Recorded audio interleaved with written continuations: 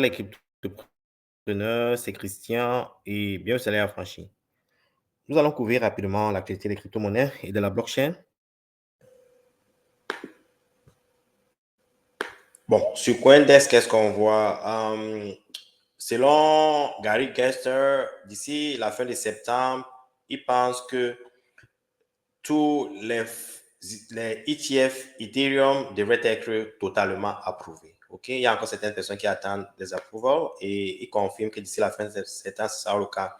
Et pour information, d'après certains investisseurs des crypto-monnaies, certaines personnes anticipent que Doge, ok, Doge serait la prochaine crypto sur la liste des spots ETF. Donc, pour ceux qui aiment Doge, pour ceux qui aiment les shitcoins, il est fort probable que Doge soit le prochain sur la liste, ok?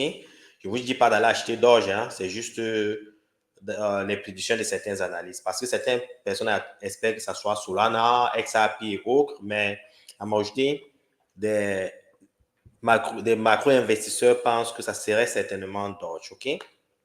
Mais n'allez pas investir sur Doge parce que je l'ai dit, c'est juste mon opinion. Et en passant, je ne détiens pas les Doge, ok? C'est juste mon opinion. Et en passant, MacroStrategy a l'intention d'acheter, du moins de convertir certaines de ses actions pour pouvoir acheter davantage des bitcoins. OK? D'après cette information, MacroStrategy détient environ 214 400 bitcoins. OK? Un peu en deçà des 300 000 bitcoins que détient BlackRock. Quoi d'autre qu'on pourrait partager ici?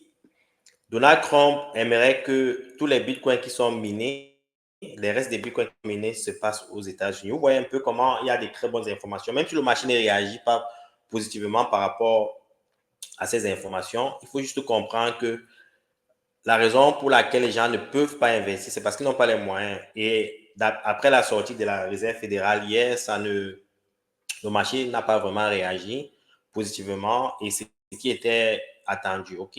Donc, si ce n'est pas parce que le marché ne réagit pas positivement qu'il n'y a pas de bonnes nouvelles. Il n'y a que de bonnes nouvelles partout, les gars. Donald Trump aimerait que les derniers bitcoins qui doivent être minés se passent aux États-Unis. Donc, il devrait en principe investir massivement sur les outils de minage pour pouvoir miner davantage les bitcoins. Bon, on n'a pas encore partagé cette stratégie-là, mais d'après la lecture que j'effectue, c'est ça l'intention. OK? Et quoi d'autre on peut partager ici? Bon,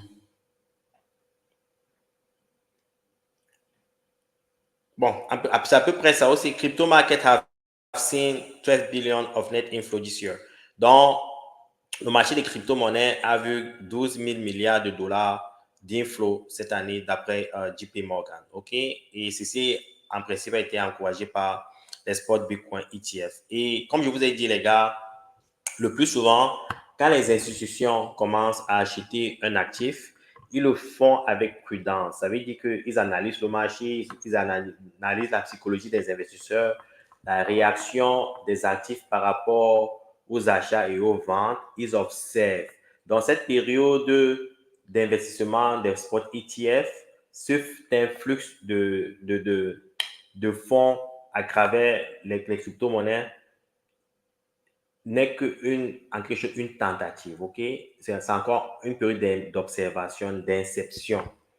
Quand ils auront une certaine confidence par rapport, une certaine lecture, une certaine confiance par rapport à la réaction de leurs investissements, aux produits de leurs investissements, à l'antenne de leurs objectifs, vous allez voir comment les fonds vont s'injecter massivement. Par exemple, selon Raoul Pol, il estime que euh, pendant ce bull run, la capitalisation totale des cryptos actifs devrait atteindre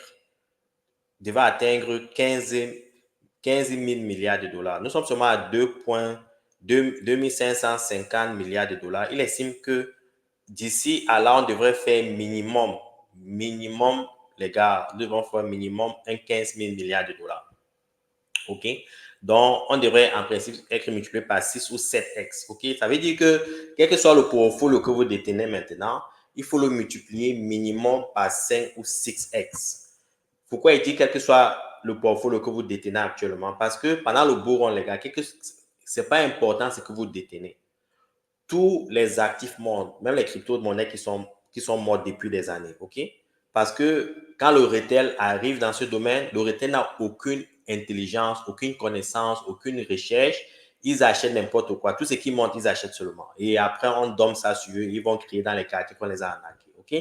Donc, minimum 5 à 6 excellents rapports. Et ça rejoint un peu les recherches effectuées par le groupe salarié affranchi. Je vous ai toujours dit ici que pendant ce beau rond, j'estime que nous serons minimum 12 à 15 000 milliards de dollars. OK? Et ça va en parallèle, du moins dans la même direction, dans le même sens que l'analyse des rapports. OK? Et comme vous pouvez le voir ici, au niveau des nombres de projets en existence, on s'approche déjà de 15 000. Je vous ai dit, les gars, quand j'ai commencé à craquer cette donnée, je suis à 13 000.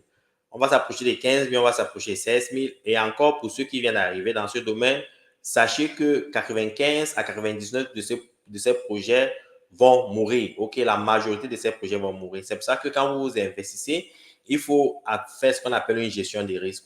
Il est vrai que vous ferez de l'argent, mais est-ce que vous allez garder cet argent-là? Donc, la seule façon de garder cet argent-là, c'est d'avoir une gestion des risques bien huilée. OK? Autrement, vous allez vous retrouver avec beaucoup d'argent et à la fin du bull run avec zéro. OK? Donc, il faudra faire attention à ces analyses-ci. Au niveau de la dominance du Bitcoin, 51,5% comme d'habitude. Pas de changement par rapport à hier pour Ethereum aussi, 16,3%. Au niveau des prix, vous voyez que la sortie de la Fed n'a pas vraiment été favorable pour les crypto-monnaies et aussi des actifs sur le marché. Si vous regardez par exemple au niveau des actions, hier, il n'y a que Apple qui a en quelque sorte beaucoup performé. Vous voyez, Apple a enregistré presque 400 millions de dollars de flux parce que à cause de leurs résultats. Au niveau d'Ethereum, vous voyez, c'était estimé que Ethereum devrait descendre à presque 3 000 dollars. Ceci est en quelque sorte la réaction par rapport à l'économie américaine, à la sortie de la Fed hier. Et si vous êtes ici dans le long terme, il faut juste rester still, les gars. Rester still, ne pas paniquer parce que quand le vent va tourner, les gars, on ira, ça sera vertical, les gars. Ça sera direction Uranus, OK? C'est pour ça qu'il faut être patient, il faut juste observer le marché et garder sa conviction intacte, OK? Pourquoi il parle de conviction? Je vais partager rapidement certaines prédictions. Un instant, je dois trouver la page. Allons jeter un peu un coup d'œil sur CryptoBubble pour voir un peu visuellement la réaction du marché. Vous voyez, dans les top 100, tout est rouge. C'est pendant les dernières 24 heures. Et depuis la semaine, tout est rouge, les gars. OK, regardons monthly. Vous voyez, il n'y a pas eu beaucoup d'actions positives sur le marché ces derniers mois. Si on regarde dans les top 100, Brett se retrouve dans les top 100, même quoi qui se retrouve dans les top 100. Bon, vous voyez, grosso modo, monthly, weekly, tout est rouge, OK? Dans les top 100, dans les top 200, dans les top 300. Donc, ça donne un peu une indication du sentiment du marché, OK? Les gens sont prudents, les gens n'ont pas les moyens pour acheter et les gens essayent de s'assurer juste que au cas où quelque chose ne marche pas, ils ont des fonds pour s'occuper du day-to-day, OK? Donc, c'est un peu ce qui se passe en ce moment. Maintenant, on va aller jeter un coup d'œil sur les prédictions. Je vais sur Twitter. Il y a cette prédiction de plan B. Il donne un peu, en quelque sorte, par rapport à son stock-to-flow modèle. En passant, les gars, j'ai déjà présenté, fait une analyse sur le stock-to-flow, une présentation sur le stock-to-flow modèle sur cette chaîne. Je vais partager encore la vidéo pour ceux qui n'ont pas suivi pour comprendre ce que c'est le stock-to-flow modèle. D'après le plan B, voici les prédictions de 2024 à 2028. Il estime que d'ici la fin de l'année 2024, le prix du Bitcoin devra atteindre minimum 150 000. OK? À la fin 2025, il estime que le prix du Bitcoin devait être 800 000. Pourquoi 2025? 2025, 800 000 dollars, les gars. 800 000 dollars, plus de 10x de son prix actuel. Pourquoi il estime que ça devait être 800 000 dollars? Parce que ça sera le sommet du bull run. OK? En 2026, il y aura un petit crash et il estime que le prix va revenir à 400 000 dollars. Et en 2027, 300 000 dollars. Ça, c'est pendant le bear market. OK? C'est là où les shitcoins ne valent plus absolument rien. C'est pour ça qu'il faut se positionner dans les actifs à forts fondamentaux. Il estime qu'en 2028, on sera à remonter à 400 000 dollars. Et ça, c'est le début du prochain bull run. OK? Donc, c'est un peu ça les estimations de plan B. Il y a aussi Nestlé qui partage en quelque sorte la même analyse. Je vais partager rapidement ce chart de Nestlé. Un instant.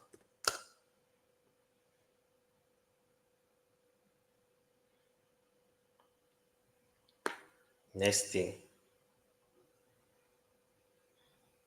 Un instant, les amis, je dois trouver ce chart de Nestlé. Un instant. Je le disais, d'après cette analyse de Nestlé, c'est juste une question de temps, OK? Dès que le Bitcoin va traverser sa période de price discovery, de redistribution,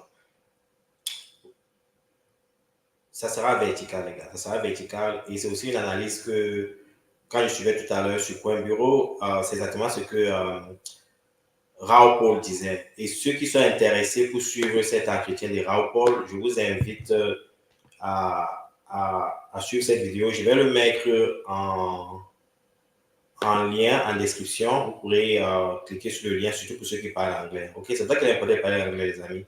Les bonnes informations sont distribuées en anglais. Par le temps, je vous invite à suivre cet entretien sur Coin Bureau. Il y a Arthur Ace et Raoul Pal. Ok, et dans cet entretien, ce qu'il faut retenir, c'est que ils sont bullish par rapport au marché. Ok, ils estiment que, par exemple, Raoul Pal estime que la captation totale des crypto-monnaies pendant ce bull run atteindra minimum 15 000 milliards de dollars. OK?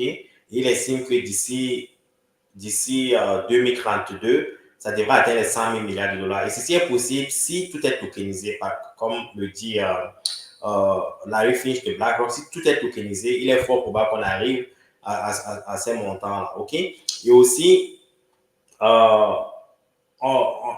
ce qu'il faut retenir ici, c'est on leur demande un peu où ils sont vraiment positionnés au niveau des crypto-monnaies. OK? En termes de DGen, Arthur Ace pense que Aptos devrait en principe détrôner Solana comme numéro 2 des layers 1. Donc, Ethereum sera le layer 1 qui va dominer et il pense que Aptos sera le deuxième, pas Solana. OK? Et Raoul Pal pense la même chose mais Raoul Pal est plutôt concentré sur Sui. Sui et Aptos sont presque les mêmes projets. C'est juste qu'il y a eu une fusion entre les deux projets. Ils utilisent le même langage de programmation qu'on appelle Move. Et j'aurai l'opportunité de recevoir, comme je l'ai déjà dit, Elvis sur cette chaîne et on pourra toucher un peu techniquement ce que c'est le langage Move. Ok, j'ai parlé offline avec Elvis, il me dit que le langage Move est l'un des meilleurs langages pour la blockchain et les crypto-monnaies et que c'est une question de temps pour que l'adoption soit massive avec Sui et Aptos. Ok, donc ils partagent du moins les mêmes opinions par rapport au langage Move. Et ils estiment que Sui et Aptos pourraient dominer. Mais bon, est-ce que c'est Sui ou c'est Aptos? Ça sera une conversation dans le futur, mais ils estiment que d'ici 1 à 3 ans, l'un des deux projets devrait décroner Solana. OK? Je vous invite par là à investir sur Sui, ni d'investir sur Aptos. Je vous partage juste l'opinion des experts dans le domaine. OK? Et c'est dans cette vidéo aussi qu'ils pensent que Doge devait être le prochain ETF, spot ETF, parce que avec l'adoption de Doge, avec le fait que Elon Musk va en faire la monnaie de Tesla, ils pensent que ça devrait être Doge. OK? Et il y a beaucoup d'autres informations. Il y a aussi le fait des facteurs qui pourraient empêcher que le bull run soit effectif. Les gens ont un peu une appréhension par rapport à la guerre entre l'Ukraine et la Russie, ce qui se passe au Moyen-Orient avec Israël ou Hamas, et aussi le conflit qui existe, le conflit lavé qui existe entre la Chine et les États-Unis. Ils pensent qu'il n'y aura vraiment pas de guerre parce que personne ne gagnera s'il y a une guerre entre les États-Unis et la Chine. Ils ne pensent pas qu'il y aura cette guerre-là, mais qu'en principe, ils devraient s'entendre un peu et qui pensent que cette entente est déjà tacite entre les États-Unis et la Chine parce que la guerre sur le Taïwan est en principe basé sur les microprocesseurs. OK? Taïwan est le pays qui produit plus de microprocesseurs, les meilleurs microprocesseurs au monde. Et ils pensent que les États-Unis et la Chine devraient s'entendre dans ce sens-là pour pouvoir trouver un point commun où les deux États pourraient profiter. OK? Ils ne pensent pas que la Chine devrait en principe attaquer Taïwan et que les États-Unis devraient faire une concession dans ce sens-là pour que la Chine puisse aussi en profiter. Et il dit aussi dans ce sens, en Europe, par exemple, pour aussi satisfaire les Européens, il y a en Allemagne des entreprises qui sont spécialisées dans la création de ces microprocesseurs-là. Donc, c'est une question géopolitique, géostratégique, et ils essaient de trouver la balance entre tous ces aspects-là. OK? Donc, en ce qui concerne la guerre entre l'Ukraine et la Russie, je ne pense pas que cette guerre-là pourra se prolonger à une troisième guerre mondiale parce que personne ne bénéficierait et que certainement l'Ukraine sera forcée à négocier et à perdre certaines parties de son territoire. Et que ces discussions-là sont déjà se passe déjà sous la table. OK? Donc, je vous invite à suivre cet entretien vraiment très intéressant. Et si vous avez des questions, comme toujours les amis, vous savez comment me contacter. Pour ceux qui veulent savoir comment me contacter sur WhatsApp, c'est parce que vous ne lisez pas ce que j'ai mis en description. Si vous naviguez un peu la description de toutes les vidéos que j'ai faites, il y a mon numéro WhatsApp. OK? En tout cas, c'est ce qu'il y a à partager aujourd'hui. Si vous avez des questions, c'est comment me joindre. Et bonne soirée à vous. Ciao.